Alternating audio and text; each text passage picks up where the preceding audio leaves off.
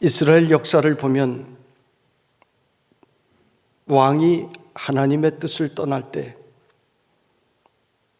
나라가 시끄러워지고 백성들이 함께 고통을 겪었습니다.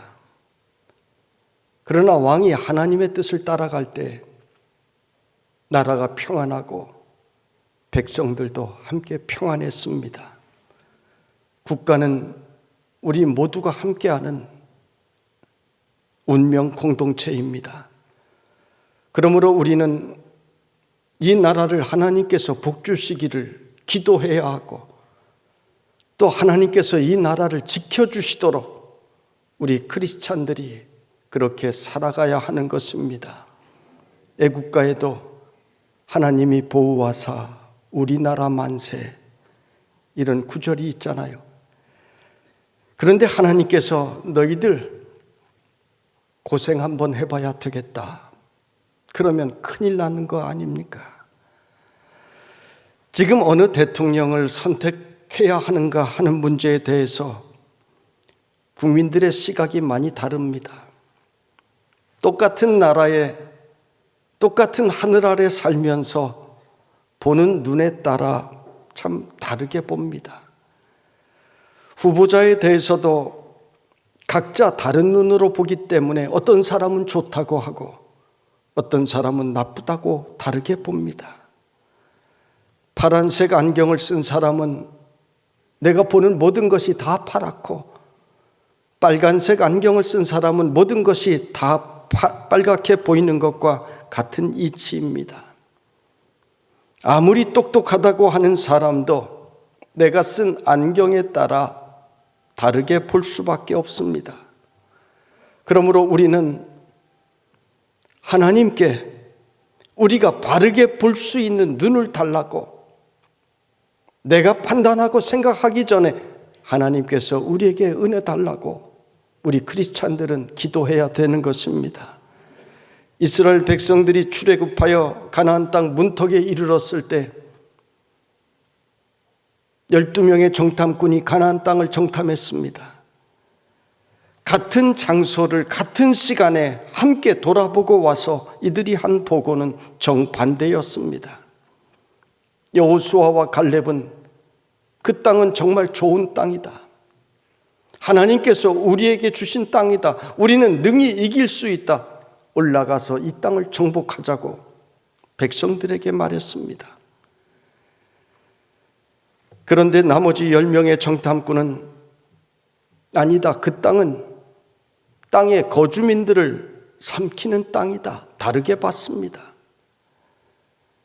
그들은 우리보다 강하니 우리는 그들을 이길 수 없다. 그들이 보기에 우리는 메뚜기 같다. 메뚜기 콤플렉스를 가졌습니다. 보는 눈이 달랐기 때문입니다. 믿음의 눈으로 가나안 땅을 바라보았던 여호수아와 갈렙은 가나안 땅을 밟는 자들이 되었고, 하나님의 약속을 부정적으로 바라보았던 10명의 정탐꾼과 그를 추종하던 자들은 광야에 묻히고 말았습니다. 어떻게 보느냐가 중요합니다. 사진을 찍을 때 보는 각도에 따라서 전혀 다른 사진이 나옵니다. 그렇습니다. 우리가 문제를 대할 때에도 어떻게 보느냐에 따라서 문제가 풀려나가는 각도가 달라지는 것입니다. 성경이 말씀하는 눈은, 그 믿음의 눈은 긍정적인 눈입니다. 골리앗을 대하는 이스라엘 병사들은 모두가 부정적인 눈으로 골리앗을 바라보았고, 그래서 그들은 두려워했습니다. 싸움도 하기 전에 이미 졌습니다. 그런데 다윗은 하나님께서 함께 하시면 이 싸움에 능히 이길 줄로 믿었습니다. 그리고 내가 물맷돌을 가지고 창과 방패를 든 골리앗 앞에 나섭니다. 나는 창과 칼을 쓸 줄 모르지만 내가 잘할 수 있는 물맷돌을 던지는 것을 통해서 골리앗을 능히 이길 수 있다고, 짐승들을 때려 눕혔던 것처럼 그렇게 눕힐 수 있다고 긍정의 눈으로 보았습니다. 다른 사람들은 골리앗이 너무 커서 상대하기 힘들다고 무섭다고 생각했지만 다윗은 상대가 너무 커서 맞추기에도 편할 것이라고 생각했을 것입니다. 여러분, 내가 가진 것이 상대방에 비해서 너무 형편없다고 생각하십니까? 내가 가진 것을 긍정의 눈으로 바라보면 또 다른 길이 우리에게 보여지는 것입니다. 어느 신발 회사에서 아프리카의 시장 조사를 위해 두 사람을 파견했습니다. 한 사람은 시장 조사를 마친 후에 이곳은 아무도 신발을 신지 않기 때문에 신발을 수출할 가능성은 0%라고 하는 텔렉스를 보내왔습니다. 아주 옛날엔 텔렉스 보냈잖아요. 그런데 다른 한 사람은 이곳은 지금 아무도 신발을 신고 있지 않기 때문에 황금 시장임, 수출 가능성 100% 텔렉스를 보내왔습니다. 같은 곳을 돌아보고 보는 눈이 달랐던 것입니다. 예수님께서는 병자들을 고치실 때에도 늘 긍정의 눈을 요구하셨습니다. 귀신 들린 아들을 예수님께 데리고 온 아버지가 하실 수 있거든이라고 말할 때, 만약이라고 말할 때 예수님께서는 할 수 있거든이 무슨 말이냐? 믿는 자에게는 능히 하지 못할 일이 없느니라 말씀하셨습니다. 우리 교회는 늘 믿음의 눈으로 함께 바라보았습니다. 어려운 시기에 성전 건축을 하고 비전센터를 건축한 것도 믿음의 눈으로 바라보았기 때문입니다. 사람들은 지금 교인들이 줄어들고 경제적으로 어려운 데라고 생각할 때 우리는 내일을 바라보았습니다. 그리고 놀라운 일을 이룬 것입니다. 우리는 모두가 안 된다고 하는 이때에 할 수 있다고, 가능하다고 보는 눈이 다른 우리 도림의 성도들이 되시기를 간절히 바랍니다. 오늘 말씀은 예수님께서 가나의 혼인잔치에 참석하셔서 행하신 첫 번째 이적에 대한 이야기입니다. 예수님께서 어머니 마리아와 함께 가나에 있는 한 혼인잔치에 참석하셨습니다. 잔치가 무르익을 즈음에 문제가 생겼습니다. 포도주가 떨어진 것입니다. 포도주가 없으면 손님들이 흥이 나지 않기 때문에 잔치가 될 수가 없습니다. 이때 예수님의 어머니 마리아는 예수님에게 저들에게 지금 포도주가 없다고 이야기를 합니다. 무슨 뜻입니까? 예수님에게 이 이야기를 하는 것은 좀 해결해야 되지 않겠느냐, 안타까운 마음으로 이야기를 한 것입니다. 지금까지 예수님께서는 이 땅에 오셔서 어떤 이적도 행하지 않으시고 공생의 공적 생애를 시작하지 않았습니다. 그럼에도 불구하고 마리아는 예수님을 바라볼 때 어떤 일이든 가능케 하실 수 있는 분이라고 하는 사실을 믿었습니다. 마리아는 메시아를 잉태하리라는 천사의 말을 듣고 믿음으로 죽음을 각오하고 받아들인 여인입니다. 하나님의 놀라우신 역사라면 그러한 일이 일어날 줄로 믿었습니다. 그리고 그 믿음으로 살아왔고 예수님을 다르게 본 것입니다. 지금 상황이 너무 안타까우니 무엇이든 예수님이면 하실 수 있다는 믿음의 눈으로 예수님을 바라본 것입니다. 예수님께서도 마리아의 말의 의미를 아셨습니다. 그래서 4절에 보면 예수께서 이르시되 여자여 나와 무슨 상관이 있나이까? 내 때가 아직 이르지 아니하였나이다 말씀하십니다. 여기서 어머니에게 여자여라고 한 것이 이상하지 않습니까? 어머니에게는 여자여라고 하지 않습니다. 이것은 예수님께서 이 땅에 오셔서 이제 첫 이적을 행하시는데 내가 누구인지를 분명히 상기시키는 특별한 말씀입니다. 창세기 3장 15절에 메시아에 대한 첫 번째 이야기가 나옵니다. 이 땅에 메시아로 오실 분은 여자의 후손으로 오실 것이라고 하는 말씀이 나옵니다. 메시아를 여자의 후손이라고 특이하게 기록을 했습니다. 유대 사회는 북의 사회입니다. 아버지의 이름으로 족보를 기록합니다. 아브라함은 이삭을 낳고 이삭은 야곱을 낳고, 그런데 여자의 후손이라 이해할 수 없는 이상한 말을 한 것은 처녀의 몸에서 탄생한 후손, 남자의 후손이 아니라 오직 여자의 후손으로, 즉 동정녀 탄생을 예고하신 말씀이신 것입니다. 지금 예수님께서 어머니에게 뜬금없이 여자여 이렇게 이야기하신 것 그저 하신 이야기가 아닙니다. 성경 말씀 속에는 작은 단어 하나에도 깊은 의미가 들어 있습니다.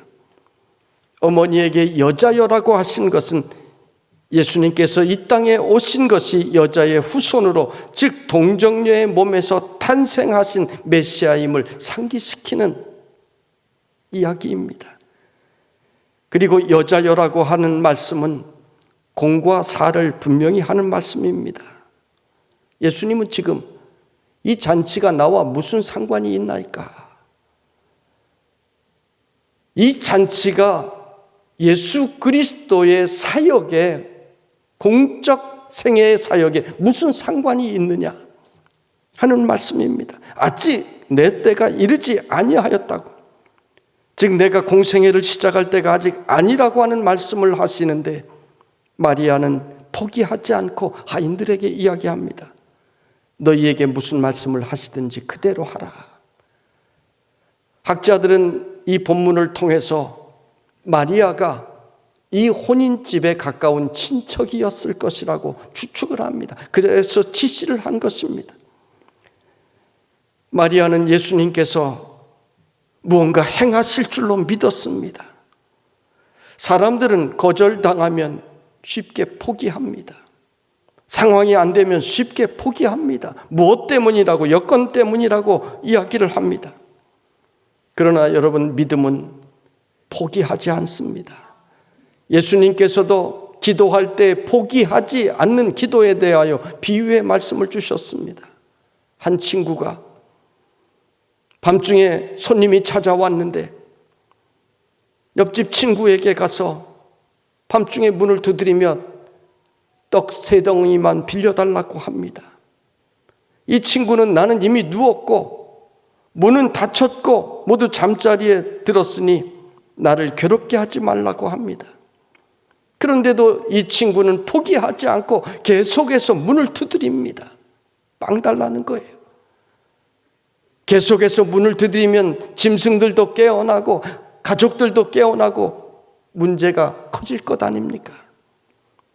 예수님께서는 이 비유를 말씀하시며 친구이기 때문에 떡을 주지 않을지라도 간청으로 인하여 줄 것이다. 기도는 이렇게 해야 한다 말씀해 주셨습니다. 그리고 유명한 구하라 그러면 너에게 주실 것이요, 찾으라 그러면 찾아낼 것이요, 문을 두드리라 그리하면 너희에게 열릴 것이니, 구하는 이마다 받을 것이요, 찾는 이는 찾아낼 것이요, 두드리는 이에게 열릴 것이니라 말씀을 주셨습니다. 이 세상에 한 번에 다 되는 일이 어디에 늘 있습니까? 때로는 실패도 하고 때로는 손해도 보고 아파해야 합니다. 그런다고 두려워해서 포기해서는 어떤 일도 할 수가 없습니다. 여러분, 믿음은 실패하지 않는다고 이야기하지 않습니다. 믿음의 사람도 실패합니다. 그러나 성경은 말씀하기를 믿음의 사람은 넘어져도 다시 일어난다고 말씀하고 있는 것입니다. 하나님께서 새 힘을 주신다고 말씀하고 있는 것입니다. 하나님께서 막힌 길을 열어주신다고 말씀하시는 것입니다. 우리가 매주 부르는 파송의 찬양에도 하나님은 웨이메이커, 길을 만드시는 분이라고 고백하는데 이것이 바로 우리의 신앙의 고백인 것입니다. 그러므로 믿음의 사람들은 길이 막힌다고 해서 절망하지 않습니다. 지금 길이 막혀도 포기하지 않습니다. 사방의 동서남북 길이 막혀도 우리가 기도할 때 하나님께서 위로 하늘에 길을 내주시기도 하시고 땅속으로 길을 내주시기도 하시고 아니면 막힌 곳에 문을 열어서라도 길을 내주실 줄로 우리는 믿고 기도하는 것입니다. 우리는 지금 코로나 팬데믹으로 지쳐 있습니다. 많은 사람들이 지쳐가고 있습니다. 저도 여러분의 생얼굴을 본 지 2년이 넘었습니다. 눈만 보고 이렇게 살고 있습니다. 모두가 함께 지쳐가고 있습니다. 어떤 사람들은 안 된다고 부정적으로 이야기합니다. 그런데 믿음의 사람들은요, 이때에도 보는 눈이 달라야 되는 것입니다. 우리나라는 지금보다 훨씬 더 어려운 일제강점기에도 살아왔습니다. 6.25 전쟁의 시기에도 살아왔습니다. 그 어려운 시기에 힘든 시절에 우리는 살았고 IMF로 전 세계가 넘어질 때 우리는 금을 모아서라도 함께 살아남았습니다. 그래서 자녀들을 이렇게 키워냈습니다. 여러분, 이 세상은 어렵지 않은 적은 한 번도 없었습니다. 어려운 것만 자꾸 바라보면 이 세상은 다 어려움 천지입니다. 그러나 믿음의 눈으로 보면 할 수 있는 길들이 자꾸만 우리에게 보여지는 것입니다. 여러분, 안 되는 길만 바라보고 절망하지 마시고 되는 길을 바라보고 그 길을 향해서 담대히 걸어가시기를 바랍니다.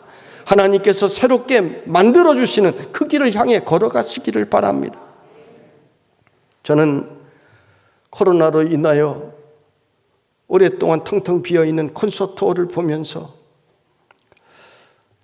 어떻게 해야 하나 안타까운 마음으로 기도하던 중에 지금 코로나로 인하여 정말 더 어려운 사람들 많은데 무료 예식장으로 개방을 하면 좋지 않겠나 생각을 해봤습니다.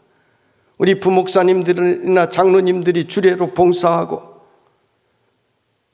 사진하시는 분들은 사진으로 무료 봉사하고 도우미 봉사하고 또 웨딩드레스는 우리 성도님들 기념으로 가지고 있는 것 다 이때 기증하시고 그러면 되지 않겠나 생각해 보았습니다.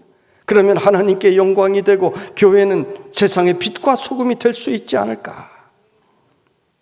행복해야 할 결혼식을 물질적 어려움을 인해 치르지 못한다면 우리가 예수님처럼 행복한 혼인집이 되도록 섬길 수 있지 않겠느냐 하는 것입니다. 보는 눈에 따라서 할 수 있는 길이 너무 많습니다. 요즘 전도도 안 된다고 합니다. 안 된다고 보니까 안 되는 것입니다. 우리는 된다고 보니 코로나 시대에도 이전만큼은 아니더라도 계속해서 우리 교회는 전도가 되고 있습니다. 땅끝까지 이르러 내 증인이 되리라고 주님이 말씀하셨고 또 복음이 땅끝까지 전파되리라 약속하셨기 때문에 믿음의 눈으로 바라보면 모든 길이 다 열려지는 것입니다. 마리아는 포기하지 않고 다른 눈으로 바라보았습니다. 되는 길을 보았습니다. 그때 예수님께서는 하인들에게 지시를 합니다. 유대인의 율법에 의하여 정결 예식을 위한 손을 씻는 돌 항아리 6이 있는데 그 항아리에 물을 채우라고 하십니다. 사진은 당시에 사용되던 돌 항아리의 유물입니다. 하인들이 순종을 했습니다. 지금 난리가 났는데 이런 일을 시키느냐 불평하지 않고 물을 아구까지 채웠습니다. 찰랑찰랑하게 가득 채웠다는 말입니다. 예수님은 그 물을 연회장에게 갖다 주라 하십니다. 연회장은 이 잔치를 총괄하는 자입니다. 언제 물이 포도주로 변화되었는지 우리는 알 수 없지만은 연회장은 물로 포도주가 된 그 포도주를 맛보고 사람들은 대개 처음에 좋은 포도주를 내고 나중에 좀 사람들이 취한 다음에 질이 낮은 포도주를 내는 것이 상식인데 지금까지 어떻게 이렇게 좋은 포도주를 두었느냐 놀랍니다. 빈 항아리에 포도주가 넘쳐나게 되었습니다.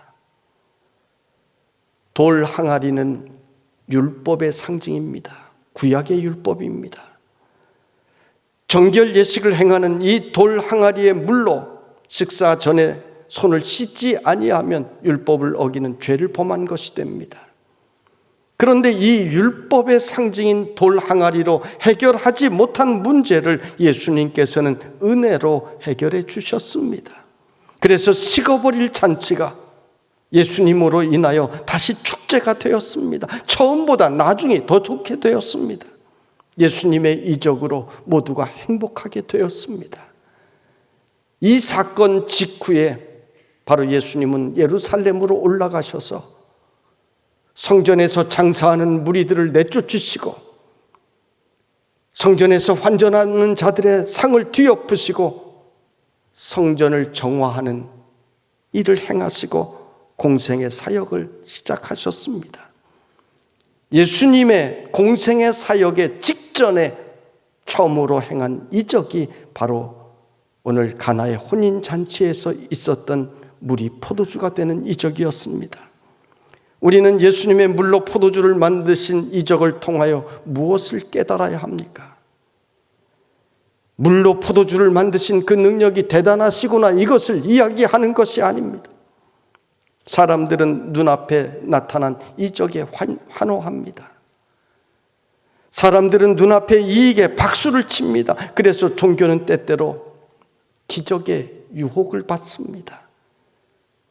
그러나 우리는 구약의 율법적인 신앙생활을 넘어서 내가 포도주가 되는 삶의 체험이 있어야 하는 것입니다.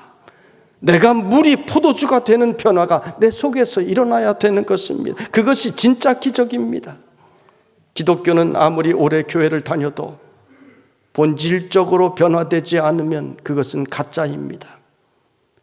죄의 사람에서 성령의 사람으로 변화되어야 그것이 진짜 신앙입니다. 죄에서 진리로, 멸망에서 생명으로 변화되어야 그것이 진짜 신앙입니다. 이제 이번 주 수요일부터 사순절이 시작됩니다. 사순절은 예수님의 부활절을 기다리며 나도 그 부활에 동참하는 자가 되기 위하여 나 자신의 죄를 깊이 성찰하고 회개하는 기간입니다. 예수님의 말씀을 더 깊이 묵상하며 예수님께 더 가까이 나아가는 기간입니다. 우리는 이번 사순절도 코로나 팬데믹으로 인하여 우울한 사순절을 맞게 되었습니다. 그러나 우리에게 부활의 소망이 있듯이 세상을 믿음의 눈으로 바라보는 우리 모두가 되기를 간절히 원합니다. 우리가 기도할 때 하나님께서는 우리에게 좋은 길을 열어주실 것입니다. 부활의 날에 이르기까지 믿음의 눈으로 바라보고 믿음의 길을 걸어가는 우리 도림의 성도들이 되시기를 주님의 이름으로 축원합니다.